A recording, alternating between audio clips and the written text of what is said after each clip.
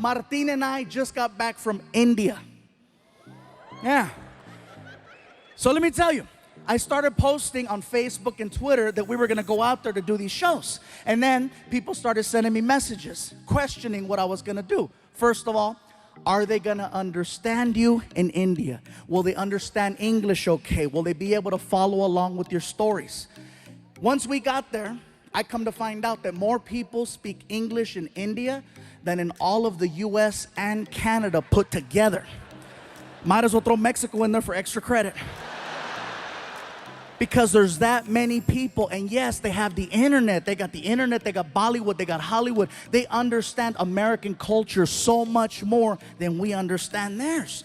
Second thing, people tried to warn me about going over there. Gabriel, be careful. India is a third world country. Don't drink the water in India. It contains parasites that'll make you really sick.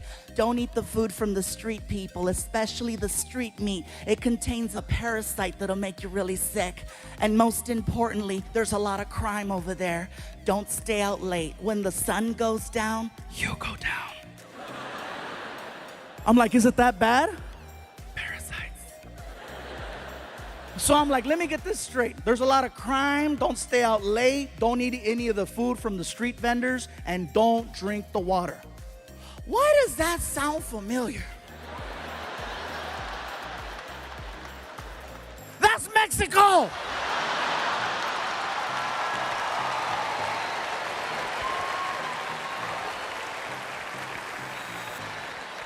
When Martin and I got over there, we found out that Indian people and Mexican people have so much in common, you guys.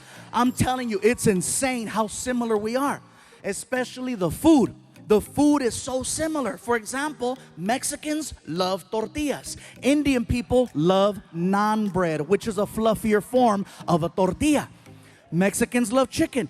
Indians love chicken. Mexicans love hot and spicy. Indians invented hot and spicy. Most popular drink in Mexico is Fanta. Most popular drink in India is Fanta.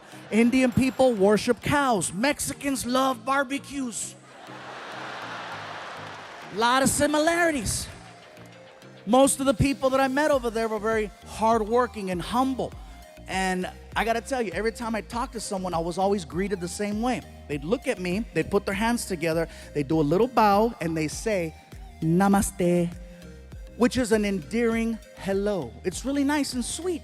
And then I noticed that Indian people, when you're talking to them, do this thing with their head, where it will begin to move side to side as they're speaking. Now, at first when you notice it, you think, oh, he slept wrong. He just got a kink in his neck. Get a Tempur-Pedic. Now, when they start speaking, their head starts moving. And I noticed this. The guy is checking us into the hotel, and he's really cool. He's like, listen, if you have any problems at all, okay, you call the front desk, you press 0. We will send somebody to your room to help you. Whatever you need, we got it for you right here, okay? It's very good. Now, one thing I notice is the more they talk and the more excited Indian people get, the more the head starts to move around. Somebody at the hotel yelled out to the clerk, that's Fluffy. And the guy was like, oh my God, I don't believe it. I thought it was you. I thought it was you. Oh my God, I cannot believe it. This is so crazy. Oh my God, Fluffy, Fluffy, Fluffy. Even crazier than that is that the mouth is actually connected to the neck. When the mouth stops moving, the head stops wherever the mouth left off. And when you see Indian people talking to each other, you can see it. Okay, let me tell you something. Okay, okay, hold on. Wait, hold on, wait, okay. Like if you're Indian and you stutter, you are so screwed.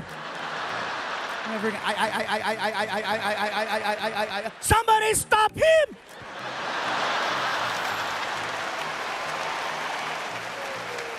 I'm not gonna lie, you guys. When I first saw this happen, I thought it was hysterical. I thought it was funny. But then I started thinking about it. Head movement is just a form of expression. No matter where you live in this world, people express themselves in their own unique way, whether through facial expressions, hand gestures, body movement, extra words. Everywhere you go, things are different, and that's just how they express themselves in India. Now back to the whole Indians-Mexican thing. That is something else that we share in common with Indian people. Head movement. Now some of you in the building tonight are like, stupid, we don't have head movement. Yes, we do. It's a little different. See, with Indian people, the head movement is side to side. Mexicans, our head movement is front to back. The difference between that is that with Mexicans, we have to be very, very upset in order for you to see the head movement. Otherwise, you can't tell. With Indians, it's all the time. Oh, today is such a nice day. It is such a beautiful day today. I'm so happy. It's very nice, very good. Oh my God, I can't believe it's so nice. It's such a pretty. Mexicans, when we're mad, that's when it comes out. For non-Latinos, hey, trust me, you cut off a Mexican in traffic, see what happens. ¡Sácate, pendejo! ¡Lárgate, cabrón! ¡Quítate, desgraciado!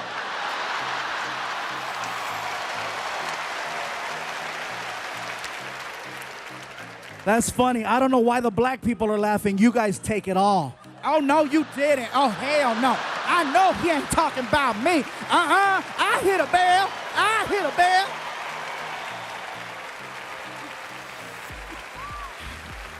I made myself dizzy doing it.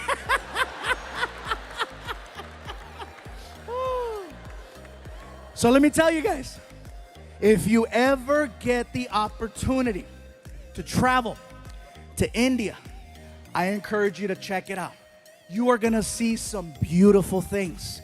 You are gonna see some amazing things. You are gonna see some sad, depressing things and some real horrible things. Overall, it's a well-balanced trip. But when you get back home here to the United States, you will have a whole different appreciation for your life. Believe that. I guarantee this, you guys. There's a lot of people in India, and with a lot of people comes a lot of traffic.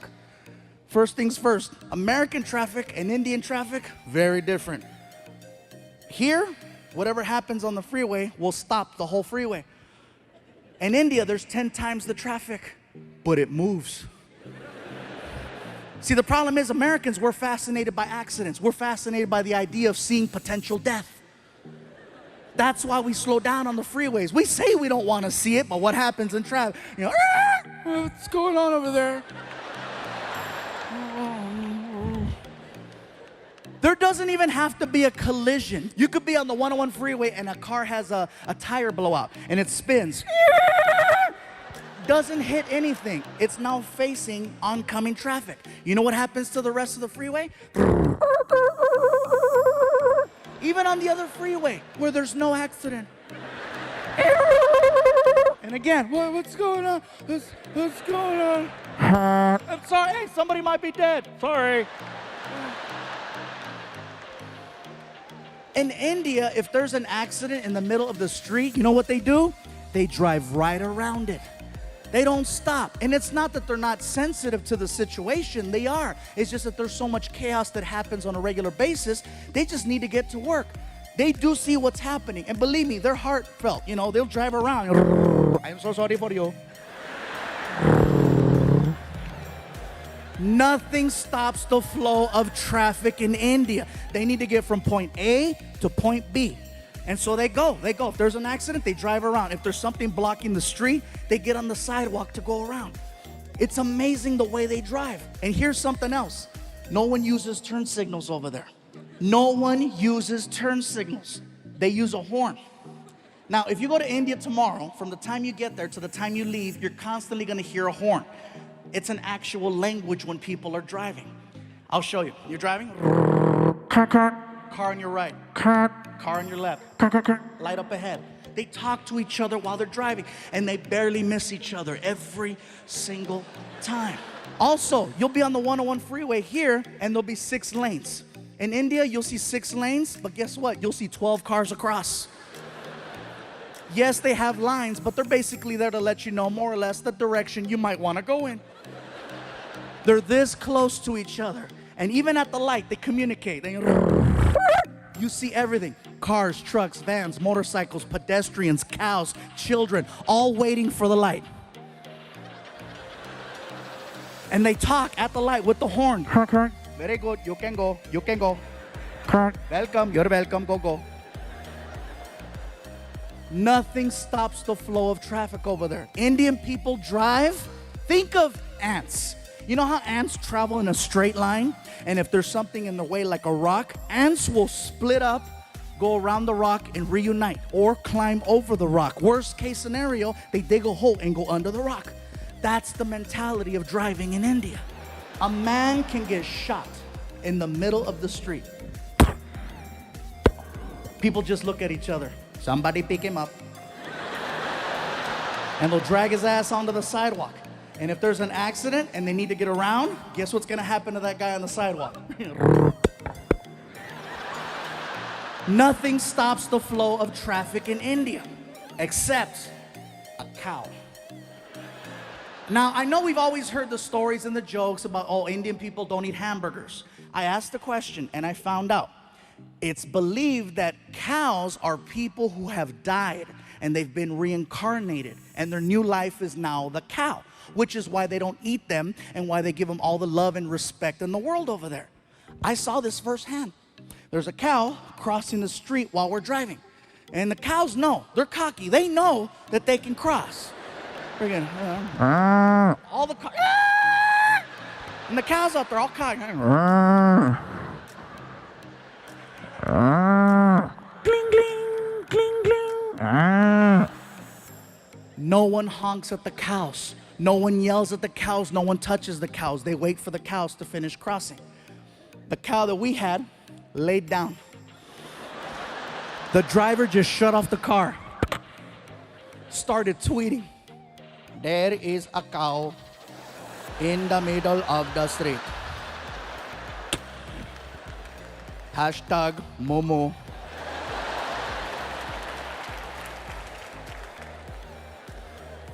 I asked the driver, what's going on? Sir, there is a cow. I see that there's a cow. Are you gonna honk at it, go around? What's gonna happen? We cannot honk at the cow. We must wait for the cow to move. You're kidding. I am not kidding. We must wait for the cow. We drove past a dead body 15 minutes ago. That is probably him.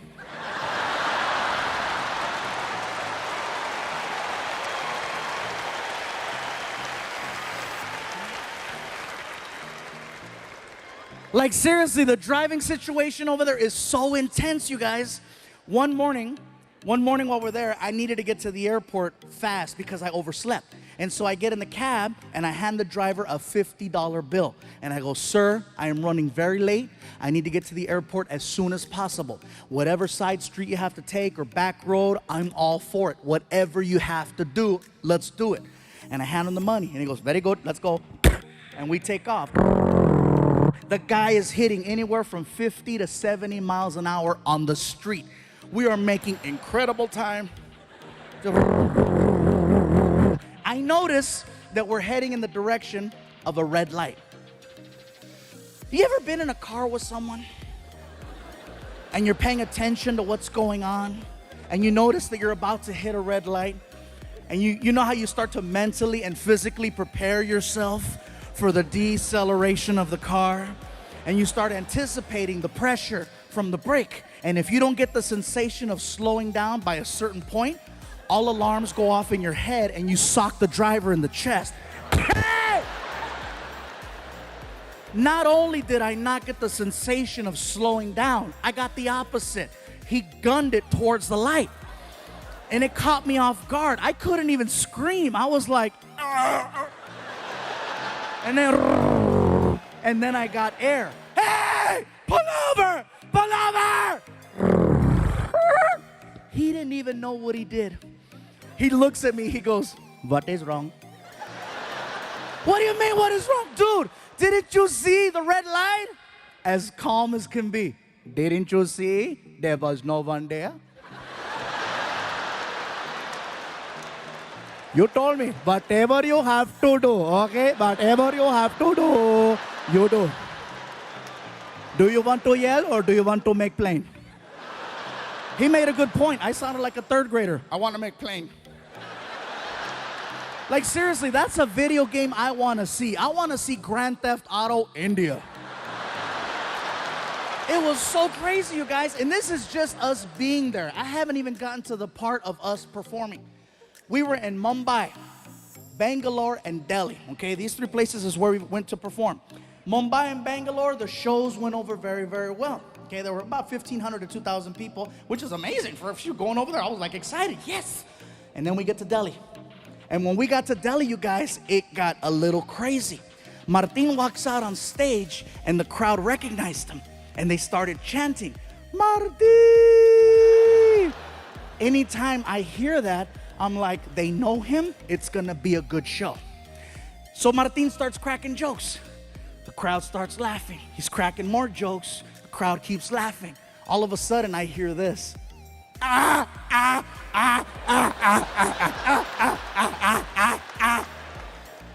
Martin doesn't say a word to them. He gets off stage, next comedian comes out, and then Martin comes over to me and he says, bro, I don't know what's going on, man. I don't know what's going on out there. There's these three guys in the front row. They're laughing like Klingons from Star Trek. I'm not gonna address them. I'm gonna save them for you. I was like, oh, thank you. So then Martin goes back out there on stage and he introduces me. Ladies and gentlemen, Gabriel Iglesias. And then I run out on stage and the crowd started chanting, Fluffy, Fluffy. And I was like, whoa, what's up, Delhi? And I start cracking jokes, start getting laughs, start cracking more jokes, start getting more laughs. And then it happened.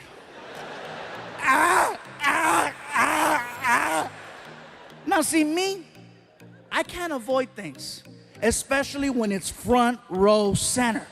So I addressed it. I came right out and I said, well, hello. I said, what do we have here? I said, so where are you guys from?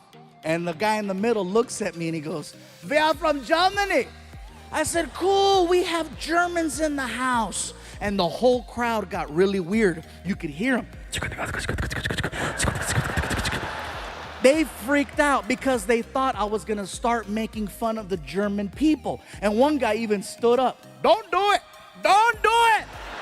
Don't do it. I go, relax, bro, have a seat. Don't do it.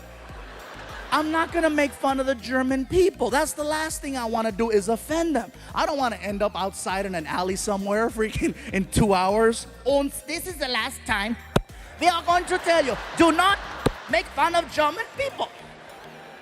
As I'm doing this joke about a German kicking me on the floor with the accent, here's where it gets crazy. I get hit in the side of the head by a bat. Listen to what I just told you, Bay Area. I get hit in the side of the head by a bat. Not Major League Baseball. I'm talking about, I'm gonna suck your blood.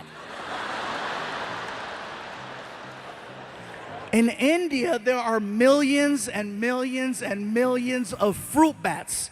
And one of them, actually 6 of them, made it inside of the building. And they're flying around and they're hanging out in the rafters. And one of them decides to fly down.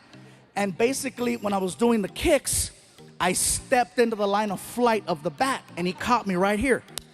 And I'm like, what the hell? And I look up and you see it and you can hear it. The Indian people saw that and they freaked out. They were yelling, they did it.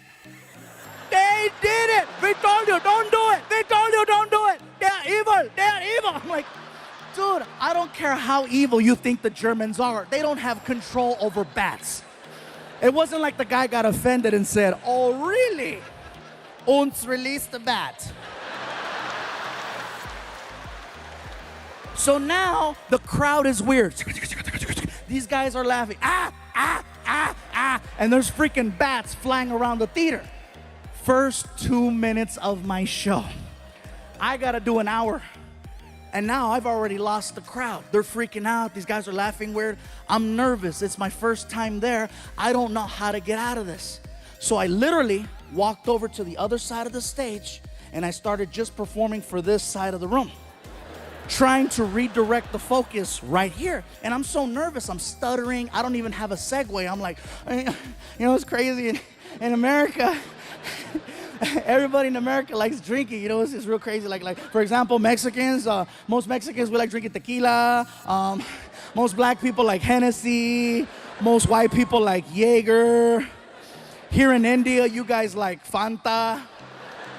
And when I said Fanta, the crowd went crazy because it was such a local reference. They freaked out. They were like screaming, "Oh my God, he knows, he knows." They started singing, "Fanta, Fanta, don't you want Fanta, Fanta, don't you want Fanta, Fanta." The roar was so big, it allowed me to restart my show. So I started cracking new jokes and more jokes and these jokes and those jokes. 5 minutes go by. 5 minutes go by. All of a sudden, the Germans got offended at the fact that I left them out of my drinking joke. The one in the middle stands up and he approaches the stage. Now this stage has got to be about 5 feet tall. The guy's head was about this high. He was like 6'4". He looks at me and he starts pointing and he's yelling, "Hey, fat man! Fat man! What about us, huh? What about the Germans? What do we drink?" I was like, "Dude, that was like 5 minutes ago. We were giving you a chance. What do we drink?" I'm like, "First of all, sir, I apologize. I'm really nervous right now. I had no idea there was gonna be Germans here tonight." Yeah, felt like Poland. I don't care if you laugh or not. That's a smart-ass joke. That's a smart-ass joke. It's not my fault some of you pendejos failed history. You better Google that and find out why it's so damn funny. So, all the older white people are, "God damn it, yeah." So anyway, so I'm standing there and I go, "Listen, sir, you need to have a seat, okay? The people are getting nervous. You need to have a seat so I can finish the show." And the guy, he refuses. "I will not sit down, fat man, until you tell us what we drink." I go, "Listen, I don't know what you guys drink." And the Indians are being so cute. They're trying to help me. They're yelling, "Hey, they like Fanta too." And the guy was like, "We do not like Fanta." I'm like, "Dude." I go, "Sir, please have a seat." "I will not have a seat until you tell us what we drink. Tell us, fat man." I go, "Listen, sir, you need to sit down and you need to stop calling me fat man." Now it's starting to bother me. This is like the 6th time he does it. And I didn't just lose 100 pounds to now get called fat man. So I go, "Sir, if you don't have a seat, we're gonna have a problem, especially if you call me fat man again." And he freaking did it. "What are you gonna do, fat man? What do we drink?" Even Martin, who's behind the curtain, knew. He knows when I'm at that point where I've crossed over. I can hear him in the back. "Don't do it." Too late, Fluffy's pissed. So I said, "You wanna know what you drink? Tell me!" Don't ask me where this came from. I got right in his face and I said, "Blood of Jews."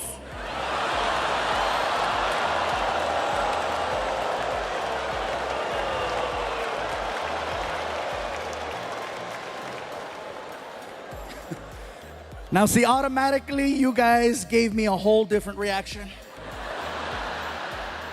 In Delhi, that was probably the most shocking thing ever said on that stage.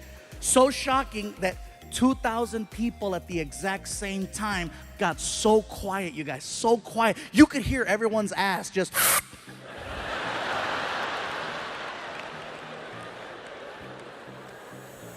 And I'm still standing there, my hands out. Have you ever said something that was so bad? And I mean, you knew it was bad as it was coming out of your mouth, and you're trying to stop it, but it's too late, it's already out, and you're like, "No." And it's too late. Blood of Jews is all over his face, right? I'm standing there, my hands out, I'm looking at him, he's looking at me, and I'm like, "Ah!"